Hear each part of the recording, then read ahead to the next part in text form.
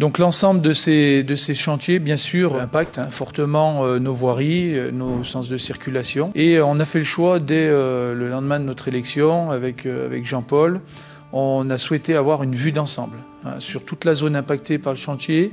Et on a intégré dans ces voiries notre projet de ville, avec des aménagements de pistes cyclables, bien sûr de l'éclairage à LED. Et puis, on a revu certains gabarits de voirie. Donc, le gros avantage, c'est que sur ces zones impactées par le chantier, c'est TELT qui finance intégralement ces projets. Et la philosophie qu'on a eue, puisque certaines voiries, et je pense entre autres à la rue Louis-Sibué, ont été figées en travaux depuis 15 à 20 ans. Et refaire à l'identique, ça voudrait dire revenir en arrière 15 à 20 ans. Donc on a plutôt négocié, discuté avec TELT pour qu'on fasse des voiries modernes en y intégrant notre programme de ville qui était entre autres les déplacements doux. Et on voit au niveau de notre ville un impact très fort sur ce chantier, surtout sur l'entrée nord, aux abords de la future gare. Donc on a un rond-point qui vient d'être réalisé au niveau du centre de secours, l'ancien centre du secours, et puis un marché qui est en cours sur une voirie qui va relier avec la rue de la Libération sous le gymnase Pierret. Les choses avancent. En septembre, on y verra encore un peu plus clair. Aujourd'hui, ce qu'on connaît, c'est un peu la surface qui est disponible pour reconstruire un centre de secours, puisque l'option qu'il y avait eu de ne pas construire ou de réhabiliter, finalement, on se voit qu'en réhabilitant sur du terrain, on risque d'être un peu juste. Par contre, pour reconstruire, on sait qu'ils font 11 000 m², on les a en entrée de ville, en face du Pierret, sur la future zone. Donc tout le travail aujourd'hui a été fait avec les grands élus, avec des élus comme Michel Bouvard, le général Claveau, et on est aujourd'hui sur le financement, on va caler le financement, donc il faut savoir que c'est un petit peu compliqué le financement, puisqu'il y a les communautés de communes, la 3CMA, mais il y a aussi les villages de la 4C.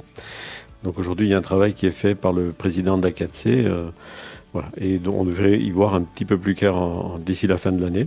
Et après, il y a le conseil départemental, bien sûr, puisque le financement se fait à 50% pour le département et à 50% pour les autres collectivités. Voilà, donc c'est tout un travail qui commence, sachant qu'on a donné un objectif, c'est que cette future caserne soit disponible, disons inaugurée, en service. Quand le Lyon-Turin, lorsque le premier train arrivera, il va falloir rentrer dans le tunnel, il faudra qu'on soit prêt. Donc on a dit 2029, 2030.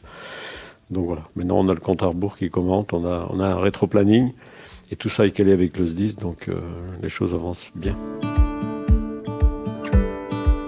Là, du coup, le chantier impacte fortement le quartier de la Bastille, mais également le quartier des Chaudanes. Mais on a souhaité, d'ailleurs, j'ai dédié une élue en charge, Shiraz Emzati, en charge des quartiers, les conseillères déléguées. Et on a fait un travail de fond depuis quelques mois déjà. On a fait un tour des quartiers. Et certains quartiers, c'est la 5e fois qu'on y va. On a eu le quartier de Roche-Noire, le quartier des Clapets, 2 fois, sur la partie haute et sur la partie basse. Il nous reste aujourd'hui le quartier des Chaudanes.